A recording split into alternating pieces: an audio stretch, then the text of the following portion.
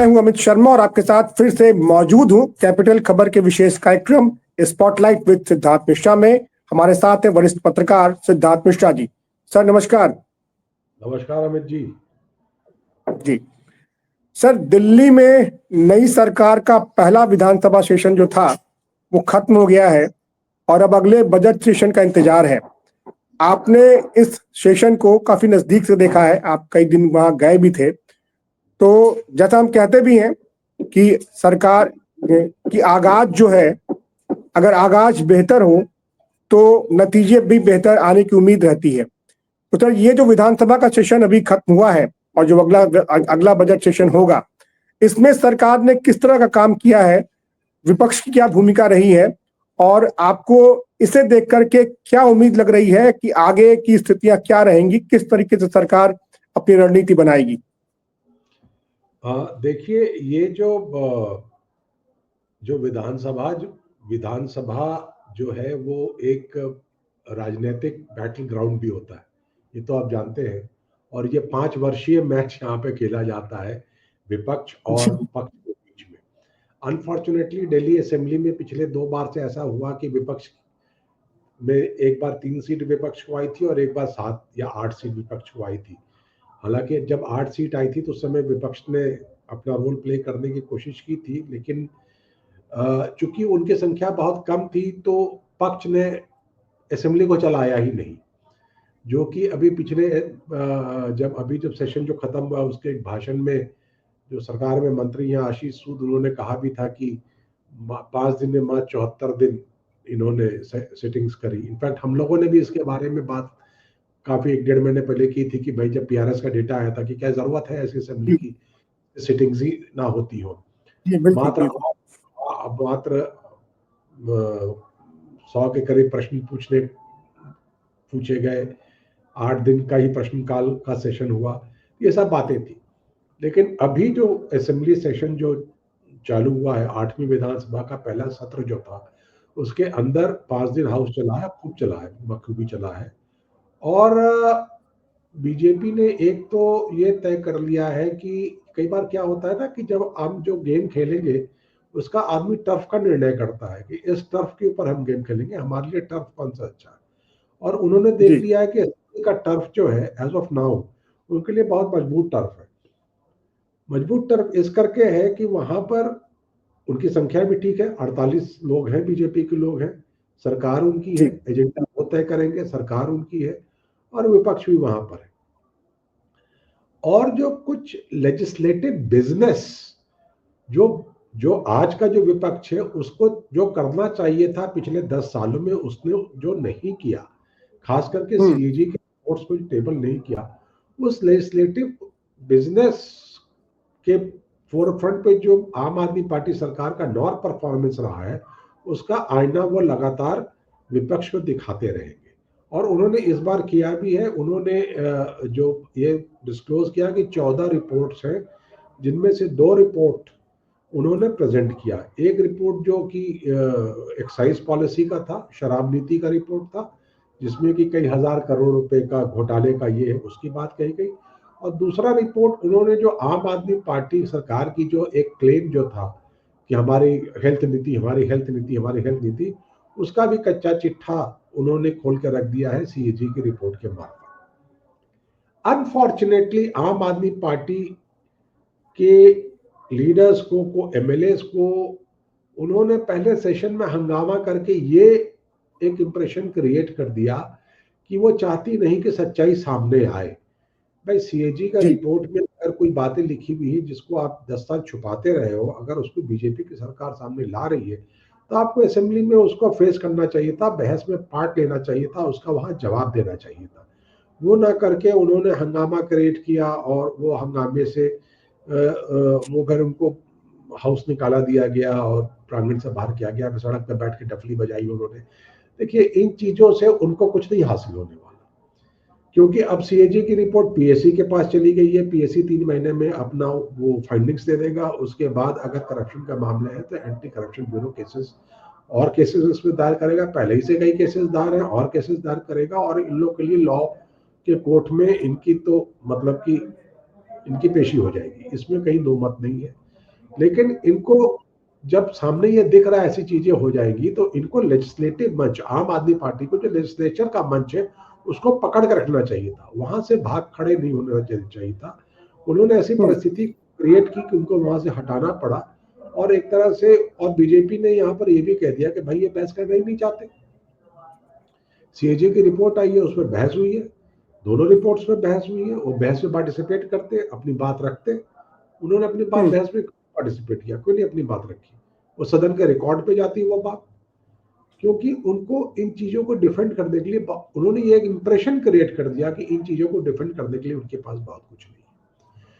तो ये जो 8वां असेंबली का पहला सत्र तो टोटली बीजेपी के खाते में गया है, इसमें कहीं पर कोई दो मत नहीं है। आम आदमी पार्टी उनको घेरने में बिल्कुल विफल रही है। और अगला सत्र जो है सो बजट सत्र है।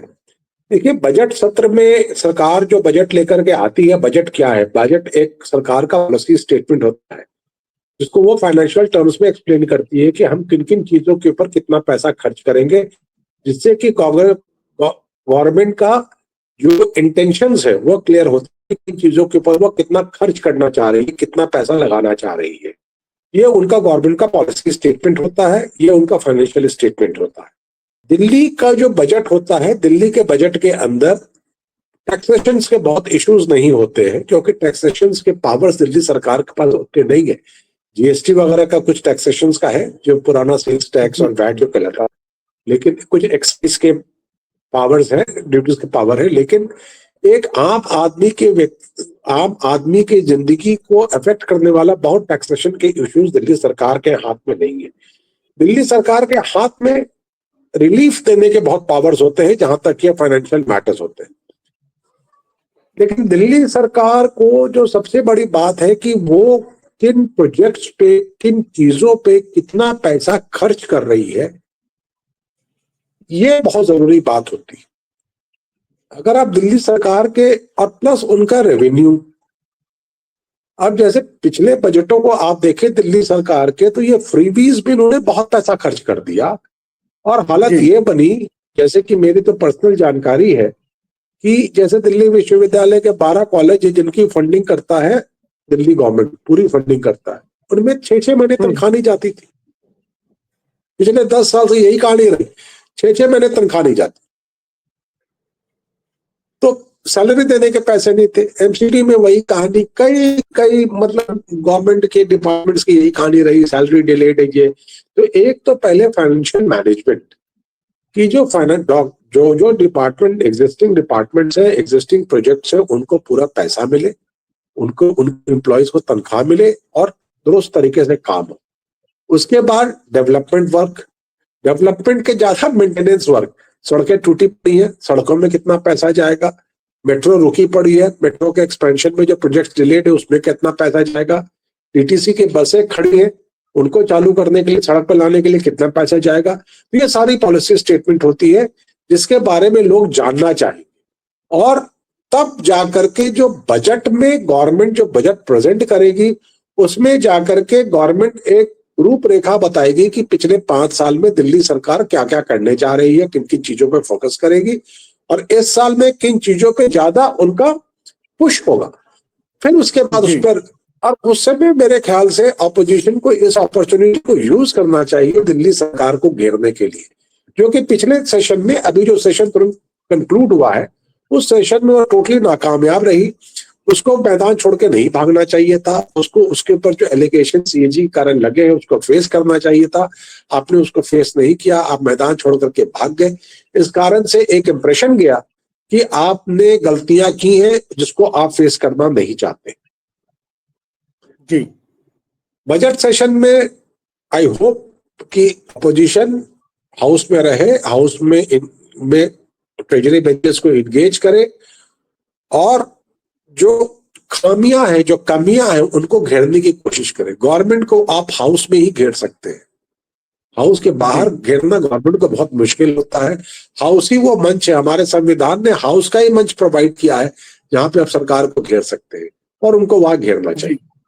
एक बात मैं आपसे समझना चाहूंगा सर, जैसा भी आपने कहा कि पिछली सरकार पर फ्रीबीज का काफी लोड था, तो वो जो पिछली सरकार में जो स्थिति थी फ्रीबीज की, लगभग वैसी स्थिति बीजेपी को भी देखनी पड़ेगी, क्योंकि बीजेपी ने सारे के सारे जो प्रॉमिसेस थे वो पूरे करने की बात कही है।